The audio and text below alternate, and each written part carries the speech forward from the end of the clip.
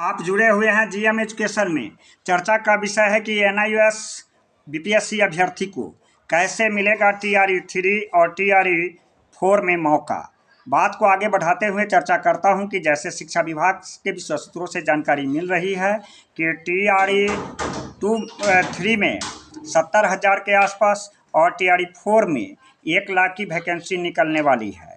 और अभ्यर्थी का लगातार फ़ोन पर संपर्क में फ़ोन करके यह प्रश्न पूछ रहे हैं कि कैसे होगा एनआईओएस की अभ्यर्थी का मौका टीआरई 3 और टीआरई 4 में। आप सभी जानते हैं कि हमारे साथियों के द्वारा जो सुप्रीम कोर्ट में केस दायर किया गया है उसके मार्च तक की सुनवाई में फैसला आ जाएगा, यह थोड़ा सा नामुमकिन लगता है। इसके बीच में क्या करना होगा उपाय, इस पर चर्चा करता हूँ।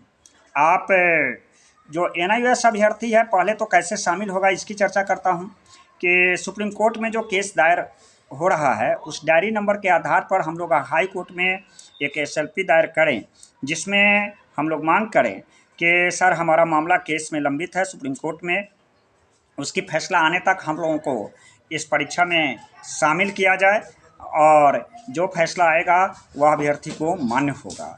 इसके आधार पर आप पार्टिसिपेट कर सकते हैं टीआरई 3 में। हो सकता है कि टीआरई 4 से पहले सुप्रीम कोर्ट का फैसला आ जाए तो अच्छी बात है, बेहतर बात है। तो हम इस संदर्भ में यह कहना चाहते हैं कि एनआईओएस अभ्यर्थी को कैसे टीआरई 1, टीआरई 3 और टीआरई 4 में की परीक्षा में शामिल होगा। अभ्यर्थी को यह चिंता सता रही है कि टीआरई 2 का एग्जामिनेशन में पार्टिसिपेट हुआ और रिजल्ट प्रकाशन शिक्षक बनने से वंचित रह गया, यह इसके लिए क्या किया जाए। हम यह समझ रहे हैं कि अभ्यर्थी का चिंता स्वाभाविक है और अनिश्चितता बनी हुई है टीआरई 3 में भागीदारी का। इसके लिए एनआईओएस अभ्यर्थी को एक साथ आकर के एकजुटता आकर के सुप्रीम कोर्ट में जो केस चल रहा है उस डायरी नंबर के आधार पर हाई कोर्ट में एसएलपी दायर करना होगा। और इसमें मैंने अधिवक्ता से राय लिया है, उन लोगों का सुझाव है, अब अपनी सुझाव भी देंगे। उस एलपी के आधार पर हम लोग अनुरोध करेंगे कि हमारा केस सुप्रीम कोर्ट में मामला लंबित है, इसलिए परीक्षा में शामिल किया जाए और परीक्षा में स्टे लगा करके उसमें पार्टिसिपेट कर सकते हैं। एक उपाय है। दूसरी है कि सुप्रीम कोर्ट में भी पहली बहस में यह कहा जाए कि स्टे लग सकता है, तो स्टे लगा करके आप जो है परीक्षा में पहले शामिल करने का अनुरोध किया जाए न्यायालय से, चूँकि न्यायालय ही देगा एनआईओएस अभ्यर्थी को मौका। चूँकि न्यायालय के माध्यम से ही रोका गया है, इनवैलिड किया गया है, तो वैलिडिटी परीक्षा में शामिल करने का या सिलेबस का या कोर्स का वैलिडिटी न्यायालय ही देगा। मामला सुप्रीम कोर्ट में लंबित है, हाई कोर्ट का हाथ बंधा हुआ रहता है, आप सभी जानते हैं।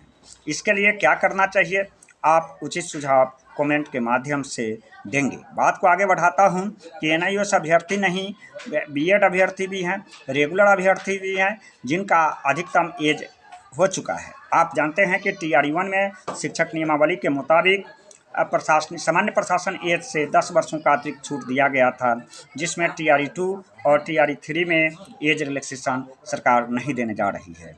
इसके लिए नया शिक्षा मंत्री का इंतजार है, कौन बनते हैं इसे सूत्रों से पता चल रहा है कि विजय कुमार चौधरी की नाम की चर्चा आगे है। वे इस समस्या से परिचित भी हैं, हम लोग उम्मीद करते हैं कि उनके साथ अपनी समस्या को लेकर के जाएंगे और एज रिलैक्सेशन दिलवाने का प्रयास करूंगा।